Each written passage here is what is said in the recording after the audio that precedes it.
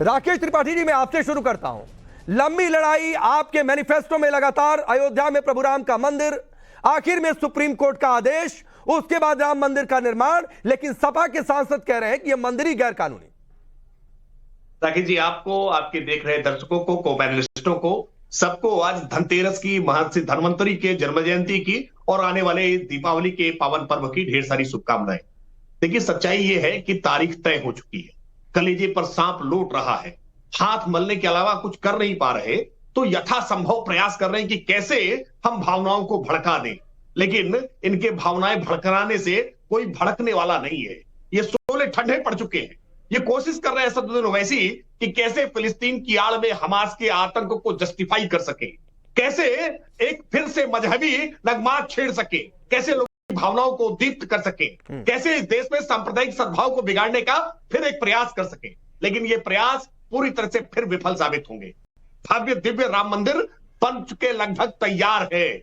भगवान रामलला के विग्रह की स्थापना, प्राण प्रतिष्ठा 22 तारीख को होने जा रही है और पूरी दुनिया उसको देखेगी, किस दिव्यता के साथ, भव्यता के साथ।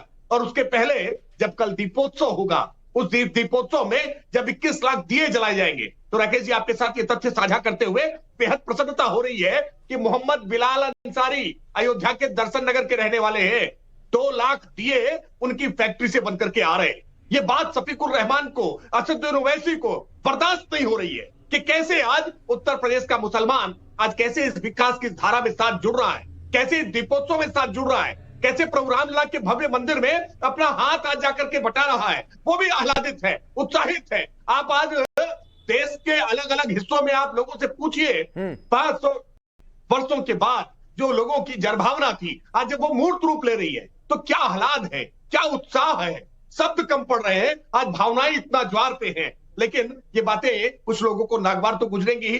हर संभव प्रयास किया था कि कैसे लटकाया जाए, अटकाया जाए, भटकाया जाए, कैसे राम मंदिर ना बनने दिया जाए। सारे प्रयास तो किए थे ना, लेकिन सारे प्रयास विफल हो गए। भव्य राम मंदिर बन रहा है और 50,000 करोड़ की आज विकास की परियोजनाएं उसी अयोध्या में हो रही हैं। वो अयोध्या जो फैजाबाद के नाम से कलंकित था, वो अयोध्या आज दिव्य और नव्य अयोध्या के रूप में आज जगमगा रहा है। ये परेशानी होना स्वाभाविक है। ठीक है राकेश जी, मैं आपके पास आता हूं। शादाब चौहान, ये शोले भड़काने की कोशिश हो रही है क्या, जिस पर सुप्रीम कोर्ट के आदेश के बाद एक तरीके से पानी पड़ गया, एक तरीके से इस देश को रास्ता मिल गया, उसके बाद भी आज ये मंदिर गैर कानूनी, जबकि इस देश का बच्चा जानता है कि सुप्रीम कोर्ट के आदेश के बाद राम मंदिर बन रहा है।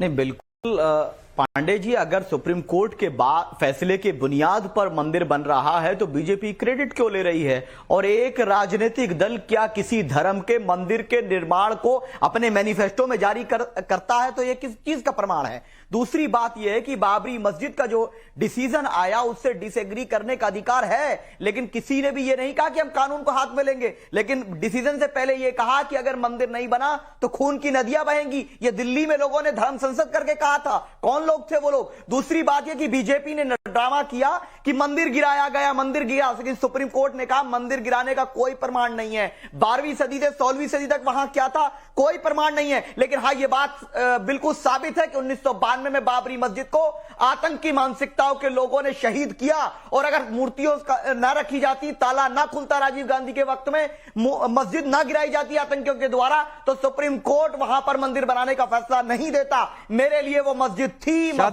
शादाब, अगर कोई किसी की क्या कोर्ट ने फैसले में कहा कि बाबरी मस्जिद विध्वंस हुआ, आतंकी शब्द का इस्तेमाल कहीं किया गया है? नंबर 1 बात।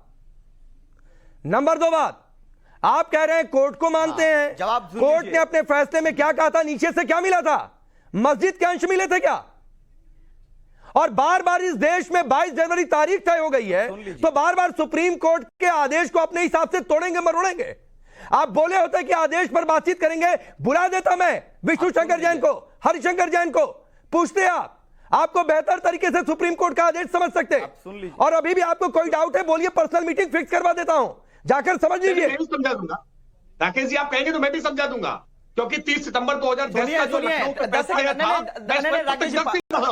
त्रिपाठी जी, राकेश भाई, अरे राकेश भाई सुन लीजिए, अरे सवाल हमसे क्या, जवाब मुझे दे, राकेश भाई जवाब मुझे देने दीजिए। आप बोलिएगा, कोई प्रॉब्लम नहीं, आप बोलिएगा, लेकिन ये बात मैं आपको स्पष्ट साथ कह रहा हूं कि जो सुप्रीम कोर्ट ने 3 पॉइंट्स कहे हैं कि जो बाबरी मस्जिद को गिराया गया वो इलीगल एक्ट था, वो उसी की बुनियाद पर जहर फैलाया गया था, उसके बाद वो वर्डिक्ट आया है। और हम अपनी जनरेशंस को ये बताएंगे कि वो बाबरी मस्जिद थी, आने वाली पीढ़ियों को बताएंगे डेफिनेटली। अरे बाबरी मस्जिद के पहले क्या थी वो भी तो बताइए। राकेश त्रिपाठी कह रहे हैं कि पूरी बाबरी मस्जिद ही इलीगल थी। इस्लाम बाबरी मस्जिद कुछ नहीं था, गैर कानूनी ढांचे को कुछ नहीं था, कुछ नहीं था, तो मंदिर तोड़ करके बनाई गई वो मस्जिद नहीं थी, वो विवादित ढांचा था। मंदिर तोड़ने का प्रमाण ही नहीं है भाई।